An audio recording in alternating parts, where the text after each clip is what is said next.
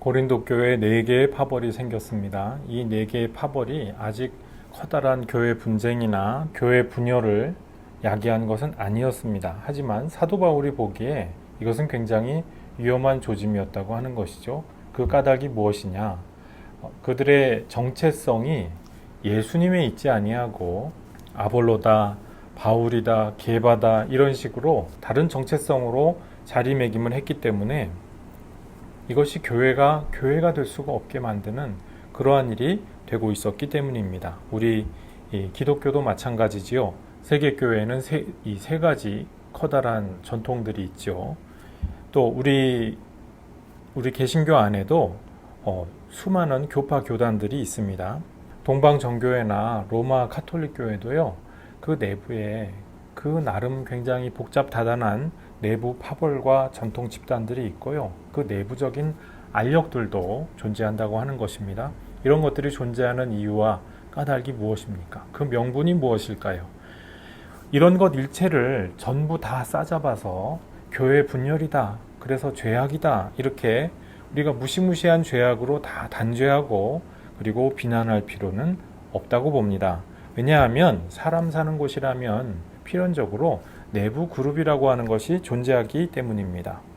문화적으로 혹은 사회 경제적으로 여러 가지 그룹들이 커다란 규모에서 형성되는 것, 이건 역시 불가피하고 자연스러운 현상이다, 이렇게 말씀을 드릴 수가 있겠습니다. 다만 이 모든 내부 그룹과 파벌들 사이에 거대한 벽이 존재하고 이것을 결코 넘을 수가 없다면 이제 여기서부터 커다란 문제가 된다고 하는 것이죠. 사도 바울이 우려했던 것도 이 넘을 수 없는 벽이 되어버린다면 이것이 문제다라고 하는 것이었습니다. 종교개혁 당시에요, 민중들에게 삽화가 곁들여진 종교개혁 소책자가 배포되었던 적이 있습니다. 그때 이 그림들 중에 보면은 교황파, 루터파, 개혁파를 대표하는 세 사람이 이 성경 위에, 커다란 성경 위에 손을 경건하게 얹고서 이렇게 교회 개혁, 교회 일치, 이런 모토를 가지고 이렇게 정면을 웃으면서 응시하는 그런 그림이 있습니다. 세계교회가 지금 당장 잠깐 갈라지고 싸우고 있는데 다시 성경을 기반으로, 성경을 기초로 일치하고 연합하자, 이러한 그 이상을 이야기하는 것이죠. 우리 개신교 교회의 전통은요, 바로 이와 같은 이상을 열심히 추구하여 온 전통이다, 이렇게 말씀드릴 수가 있습니다.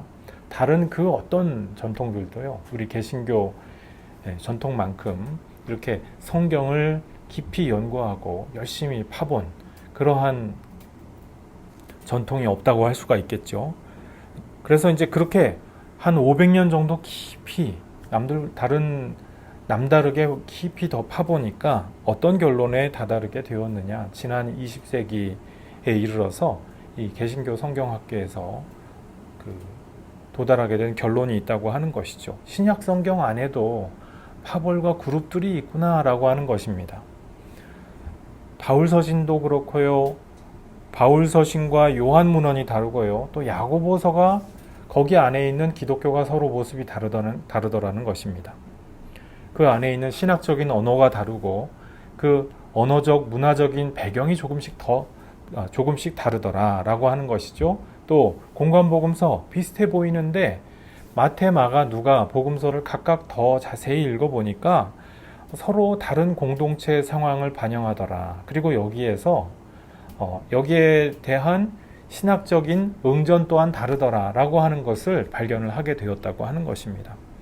그래서 신약 성경에 생각보다 커다란 다양성이 존재한다라고 하는 것을 인정하게 되었다고 하는 것이죠. 근데 이렇게 커다란 신학적인 다양성, 그 내부 그룹들이, 수많은 내부 그룹들이 존재하는데 이 모든 것들을 넘어서 일치를 할 수 있게 한다면 그것이 무엇입니까? 성경을 문자적으로만 해석해서는 안 된다는 것입니다. 바울만을 기준으로 해서 다른 기독교를 보면 다 틀린 것처럼 보일 수가 있고요. 또 야고보를 기준으로 해서 다른 기독교를 보면 또 다 틀린 것처럼 보일 수가 있기 때문입니다. 그런데 이 모든 것들을 뛰어넘어서 예수님을 바라보자라고 하는 데 있어서는 신약 성경 전체가 완벽하게 일치하더라는 것이죠. 예수님을 증언하고 예수님을 주님이라고 고백하는 그 일에 있어서만큼은 신약 성경이 서로 모든 다양한 차이와 다양성에도 불구하고 일치하고 있더라라고 하는 것입니다. 우리 시대에 마찬가지죠. 예수님이 우리의 일치의 이름이 되어야 하고 그리고 명분이 되어야 할 것입니다. 오늘 본문 5절 말씀에 보니까 그런즉 아볼로는 무엇이며 바울은 무엇이냐라고 했습니다. 아마도 아볼로 한 분만을 언급한 걸로 봐서 아마도 아볼로파가 이 네 개의 분파 중에서 가장 두드러지고 그리고 이 바울의 사역에 많이 도전이 되었던 그러한 그 파벌이었던 것 같습니다. 이 아볼로파가 떠받드는 선생, 이 아볼로 선생님은요 훌륭한 분이었습니다. 사도행전 18장 27절 이하에 보니까요 브리스길라와 아굴라에게 이 아볼로가 가르침을 받게 되죠. 그리고 이 훌륭한 성경 교사였는데 이제 브리스길라와 아굴라가 볼 때에 조금 성경 해석이 더 정확하게 플러스 알파가 더해지면 좋겠는 부분이 있겠다 해서 이 바울의 제자인 브리스길라와 아굴라가 이 아볼로에게 그런 부분을 일러준 것이죠. 그리고 아마도 브리스길라와 아굴라의 추천에 의해서 그 천거를 받고 이제 아가야 지방에 가서 하나님 말씀을 증거하고 가르치는 그와 같은 사역자로서 일을 하게 됩니다. 그래서 아가야 지방에 가서 사도행전 19장 1절 이하에 보니까 아볼로 선생이 아가야 지방에서 성도들에게 많은 유익을 끼쳤다. 이와 같은 기록을 볼 수가 있습니다. 이 아가야 지방의 중심지가 바로 오늘 우리가 나누는 말씀 고린도 전서의 배경이 되는 고린도인 것이죠. 사도 바울이 설립한 고린도를 중심으로 해서 아볼로 선생이 활동했고요. 그리고 아가야 지방의 교회들을 굳세게 하고 성장시켰다라고 하는 것이 이 성경의 내용입니다. 그러니까 사도 바울도 사도행전도 모두 이 아볼로 선생의 사역과 그리고 역할을 긍정적으로 평가하는 것을 볼 수가 있습니다. 자, 그런데 여기서 아볼로 선생을 존경하는 그룹이 있다, 떠받드는 그룹이 있다, 그럴 수 있다는 거예요. 다만 그 그룹이 스스로 벽을 쌓고 선민의식에 빠진다라고 한다면 이것은 문제라는 것이죠. 그들은 주님께서 각각 주신 대로 너희로 믿게 한 사역자들이니라 이렇게 성경에 말씀을 하고 있죠. 여기서 우리 사역자라고 한 부분에 주목할 필요가 있는데요. 이 원문을 보면은 디아코노스, 섬김이라고 되어 있습니다. 우리 교회 직분 중에 집사님들이 바로 이 디아코노스이거든요. 이 디아코노스가 섬김이라고 하는 뜻이죠. 스데반 집사, 초대교회 예루살렘 공동체의 섬김이었다라고 하는 그 뜻이거든요. 그래서 디아코노스의 본뜻이 원래 그냥 섬김이었다라고 하는 말씀입니다.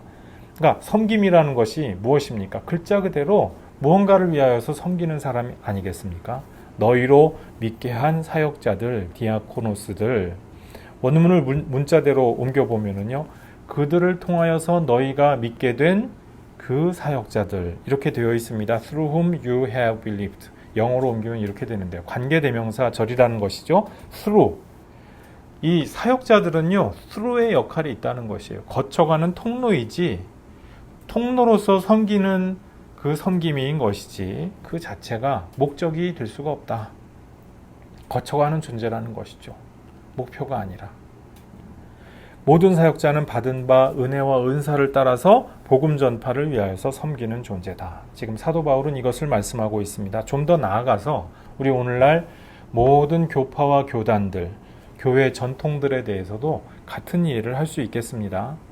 우리가 교파, 교단, 모든 공동체들이 존재하는 이유가 무엇입니까? 예수님을 위하여서 존재한다고 하는 거예요.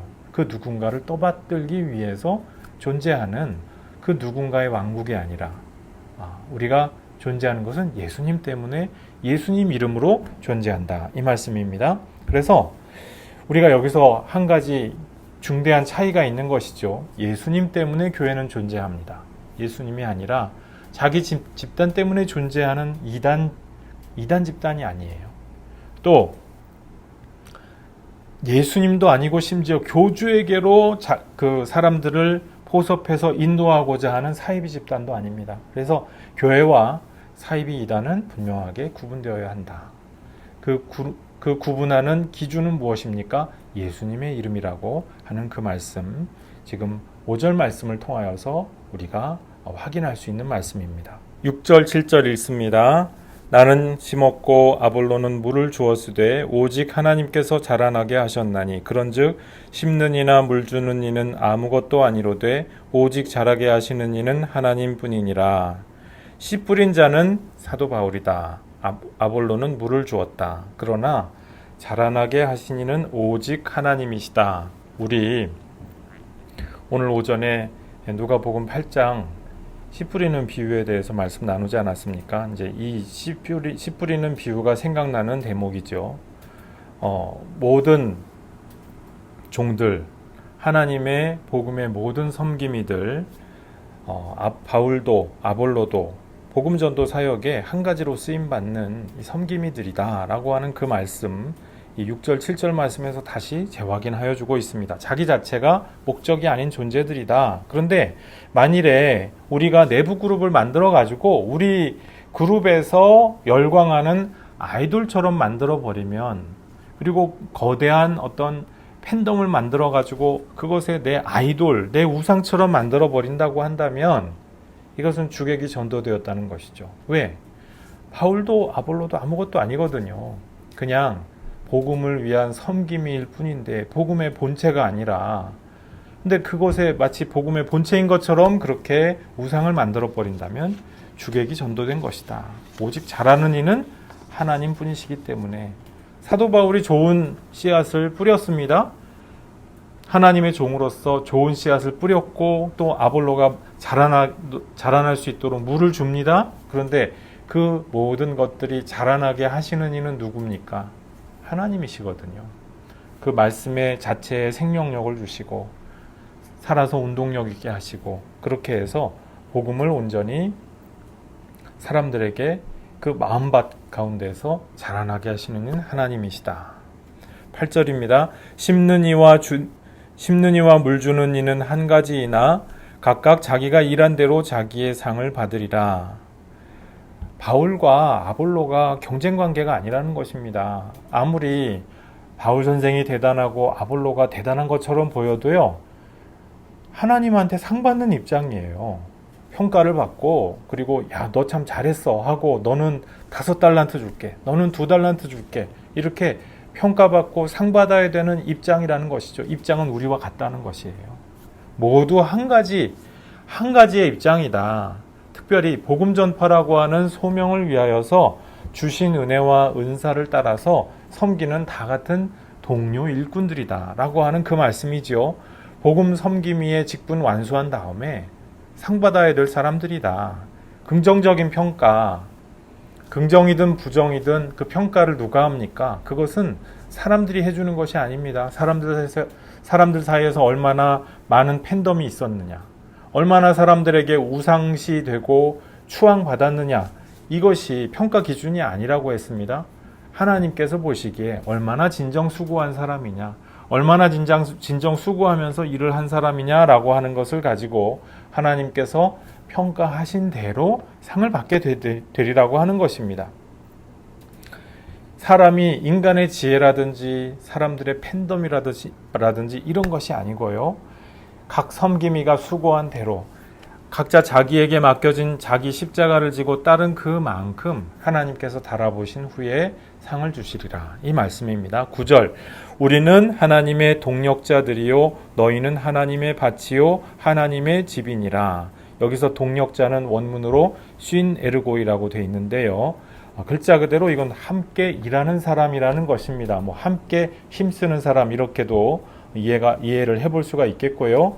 하나님의 동력자들, 바울도 하나님의 동력자고요, 아볼로도 하나님의 동력자입니다.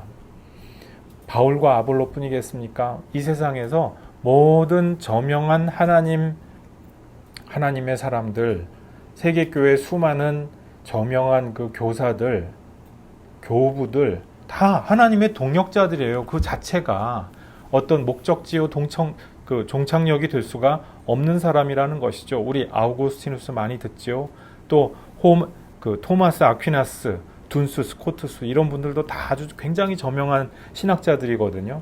모두가 다 그분들 자체가 대단한 분들이 아니고 자기 자신이 어떤 자기 영광의 원천이 될 수 있는 존재들이 아닙니다. 모두가 다 하나님의 동역자다.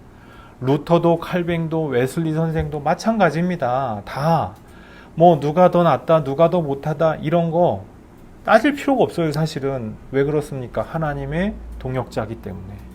우리 칼뱅 전통에 있는 사람도 우리 칼뱅 선생이 최고야. 루터파에 있는 사람 우리 루터 선생이 최고야. 감리교 쪽에서는 우리 웨슬리 선생이 최고야. 이러겠죠? 그럴 필요 없다는 것이에요. 사실은 굉장히 생각이 짧은 조금 유치한 행동일 수가 있겠더라라고 하는 것입니다. 오늘 본문 말씀에 비춰볼 때 그렇습니다.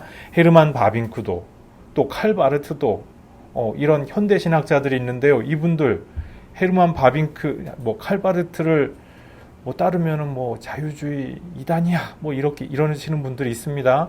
이 말이 맞을까요? 여러분, 하나님의 다 같은 동역자들이라는 것이에요. 서로 믿고 그리고 가르친 바가 조금씩 차이가 날 뿐이지. 세계교회에서 하나님께서 일하도록 만들어주셨던 하나님의 일꾼이요, 우리와 동료 일꾼들이다. 그분들이 우리 앞서서 어떻게 하셨는지 우리가 잘 참고해 봐야겠죠. 근데 그분들이 다 정답을 갖고 있는 것만도 아니고 그분들이 또 모든 것이 다 옳은 것만도 아니지요. 모든 것이 옳은 분은 오직 한 분, 하나님 분이시지 않겠습니까? 그래서 파벌 간의 경쟁의식, 우월의식 이런 것은 사실 좀 유치하고 생각이 짧은 처사라고 이렇게 말씀드릴 수가 있겠습니다. 그러니까 우리가 믿음 생활할 때 우리 파벌에서 떠받드는 누구 아무개가 최고야, 이런 게 중요한 게 아니라는 거예요. 진짜 중요한 것은 무엇입니까? 하나님이죠. 그리고 예수님을 믿고 예수님을 통하여서 하나님의 자녀요 백성이 되는 우리 자신이죠. 우리 자신이 하나님 앞에서 올바르게 세워질 수 있도록 하기 위하여서 여러 동료 일꾼들, 우리 선배 동료 일꾼들의 앞선기를 우리가 참고하는 것일 뿐입니다. 그래서 우리가 그리스도의 복음이 심겨져 있는 밭이다. 지금 사도 바울은 이렇게 말씀을 하고 있습니다. 그러니까 목적이 뭐냐?